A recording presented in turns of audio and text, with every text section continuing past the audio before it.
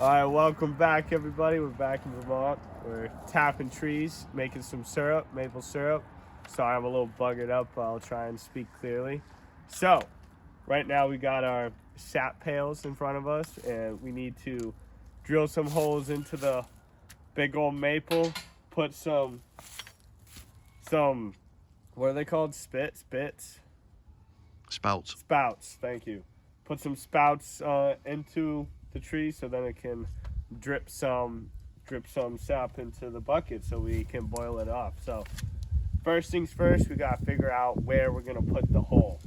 Now, some things to think about, as my grandpa just mentioned to me, these big roots, right? They're in the ground and they're feeding a lot of this water up into the tree. So it's a good idea to put a hole right above one of the roots. So I'm kind of looking in this area right here.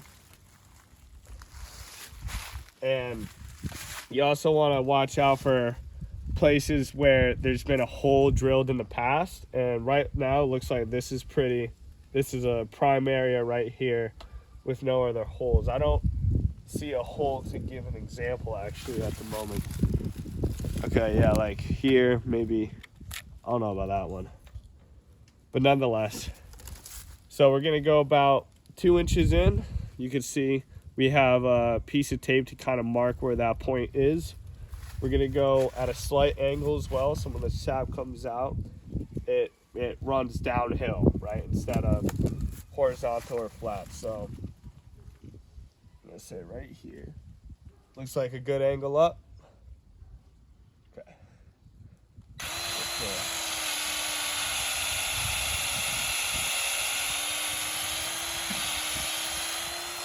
Get all this pulp out so it doesn't block any of the flow, and you see we got a little bit starting to dribble out, so that means we got a money maker. Other thing to consider is also this side of the tree, the sun is hitting it, all right, and so it's warming up the face of the tree, and underneath that makes the sap a little bit warmer, and thus it flows a little bit more fluidly. All right, so now that we did that, we can set this drill aside. I'll shake that out. All right, now this is a spout right here. This end goes into the tree, and it comes out that end. So I get it at right in, and then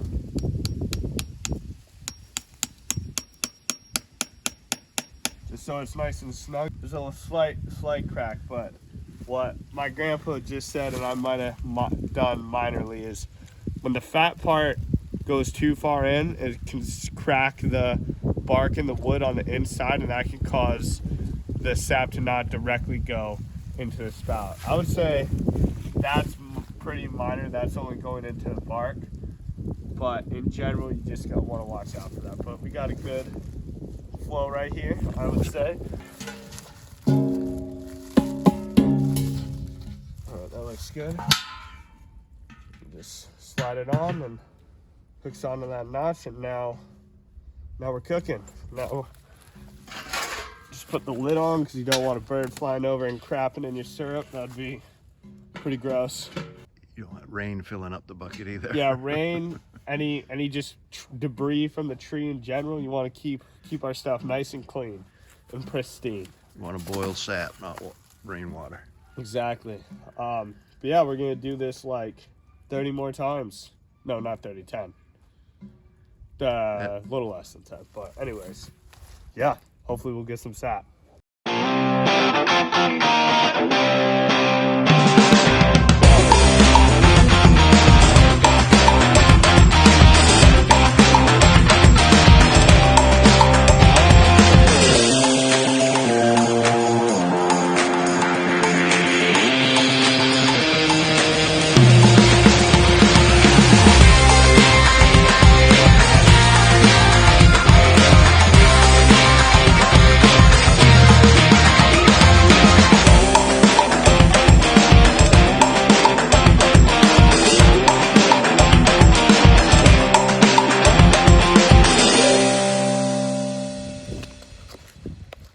All right, now that we got all the buckets up, it's a waiting game. Gotta wait till all the sap fills the buckets.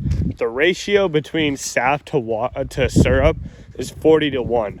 So that means we need 40 gallons of sap to make 1 gallon of syrup because of the concentration of the sugar in the sap is very low. You need to boil off all the water, so we need to collect a lot of sap. And I'd say each of these buckets might be like 2 gallons, a little more, 2.5 gallons, I think is what I was told. But this, I'm going to show you guys one of the first buckets we tapped. This one right here, kind of the progress of it.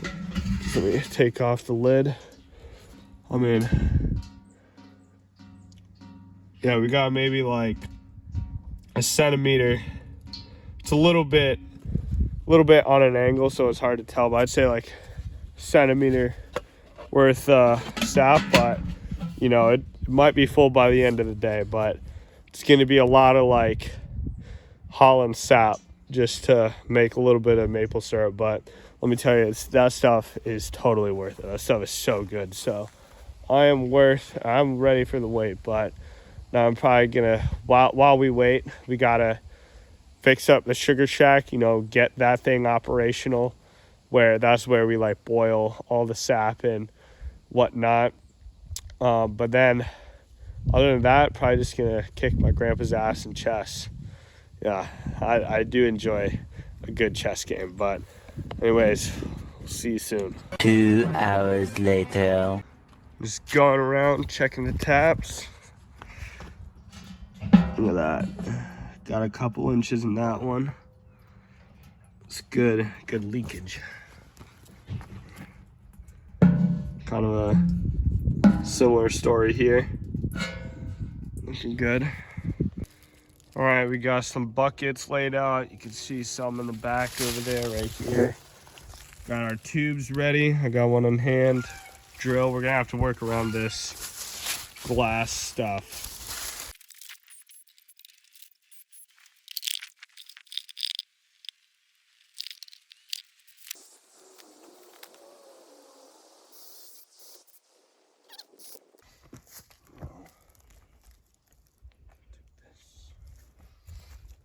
Look at that bubble.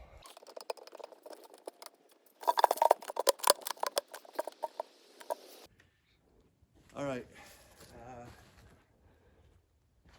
Well, this is what it's looking like so far. This is our, to be honest, I forgot what it's called, but like the burner, right? You put the wood in. We're gonna line it all with bricks, so it's not, you know, the wood on metal. This metal is getting a little fragile. But this whole wall, my grandpa just put up himself. A little slapped together like this piece right here, but other than that, rather symmetrical. But yeah, looks good. Well, that's that for today. We got some of our stuff. You can see them in the background. Yep, we're gonna come back tomorrow, see how much we got. The metal tin bucket things, we're gonna collect what we gathered this evening. All right, now for the next step, we need to put these bricks into this. These are fire bricks here, so they kind of help protect this thing from the fire. So yeah, so because again, this metal is a little fragile in some places, and yeah, that helps. It helps also like insulate it so we don't burn holes everywhere. Right, Poppy? Correct. Correct. Okay, good.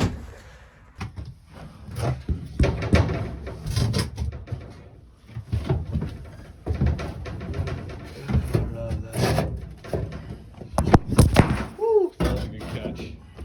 On my part. Very good catch. I know.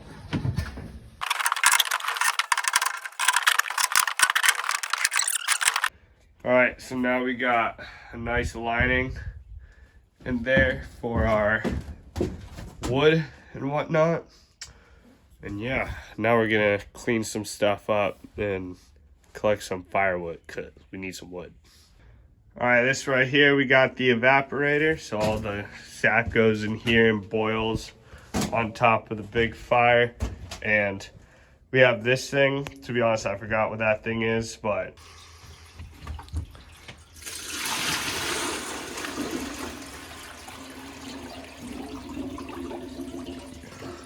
Just filtering our sap. yep, got a, what's it called? Claw. What was that claw? Preheater. The cloth, The the filter. Milk strainer pad. Milk strainer pan. That's what I was This looking is an for. old milk strainer. Yeah. Milk and dairy cow. Yep. So we're cleaning out the bark and the whatever's kind of Insects, in the yeah. bucket. Here. So yeah, like all that kind of debris that cleans it out, puts it in the reservoir, and then we put in the evaporator.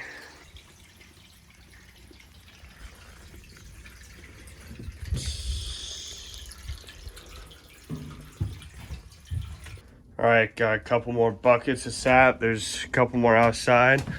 We got fire going. I don't want to touch that handle because it's probably pretty toasty right now, but yeah, we're gonna be evaporating all this sap. All the water is gonna leave, and what will be left is the sugar. This sap is like 3% sugar, and that sugar is what we want, so we gotta boil off a lot of this water. Again, the ratio is like 40-1, so 40 gallons of sap for 1 gallon of syrup. But yeah, it'll take some time.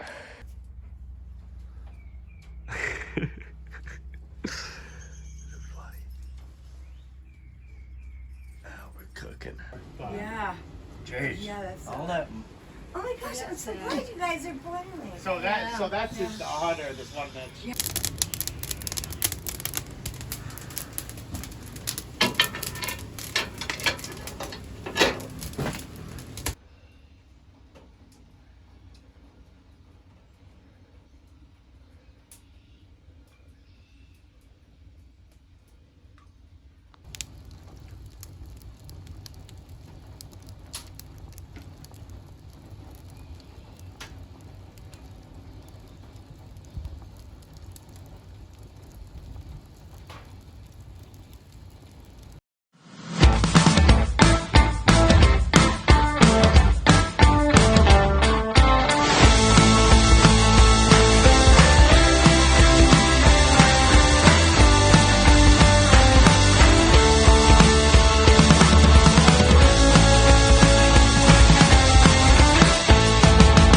Well, it's about the end of day 2.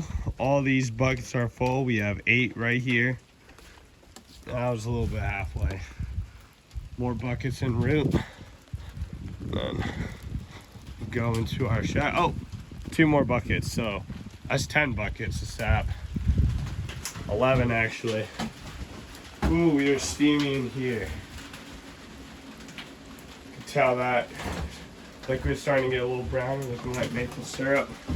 Got a little bit more in the reservoir up here. What we're gonna do though is we're gonna get this sap in the reservoir, put it in here, then we're gonna boil this down as low as we can till it's trying to get close to syrup. Then we're gonna pour it out this faucet into a metal pan or something, so then later we can boil that down to the real consistency of syrup. But that'll clear this kind of whole area, and we can use up a lot of our buckets of sap. But right, if we got 11 buckets, each about 6 gallons a piece, that's about 66 gallons and 40 gallons in a gallon of syrup, so that's a little over 1 gallon of syrup, about 1.5 gallons. So yeah. All right, it's the next day. We're getting pretty low with the sugar. We got our pot that we're gonna drain it into and then bring it inside and finish it off. But yeah, gotta let it go a little more. I can't even see the syrup right now, it's so steamy. All right, we're letting off syrup now into the filter, getting all the knitter out. Not all of it. Well, as much as we can. Yeah, because we are cooking. It's a hot fire in there. All right, now we got a pot of syrup on a burner to, slowly evaporate the rest off till we get to the point where it is officially syrup. Then we're gonna filter it one more time and jug it. And we're gonna do that. We're gonna pull some more off into this pan and kind of get a little system back and forth going between it. All right, so to find out if the maple syrup is about ready, what we're looking for is this curtaining of the droplets. See how it's starting to pull on the sides? That's called curtaining right there. Sheeting. Sheeting. Well, you call it curtain. Either one. Nonetheless. Turtling. Tomato. Anyways, once you get that, we want to figure out if it's actually the right consistency.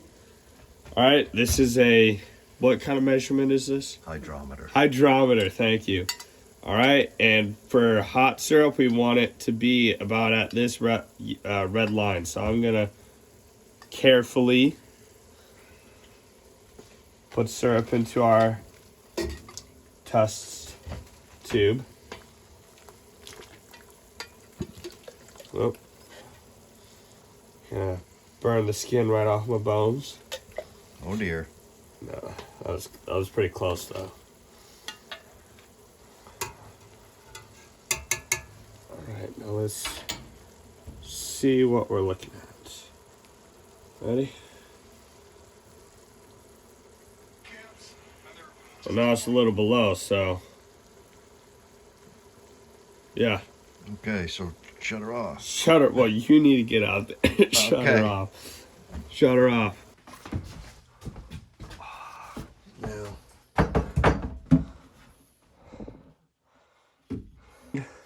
No, just go like this.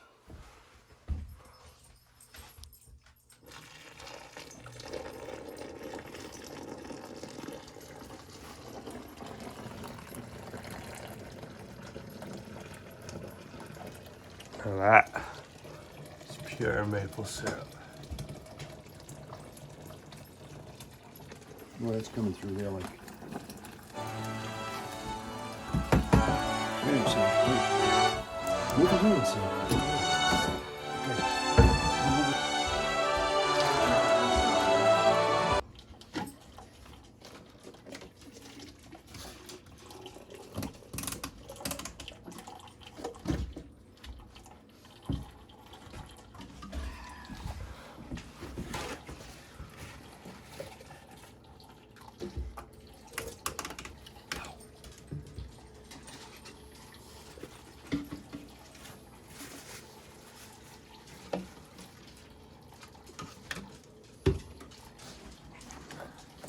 The next month.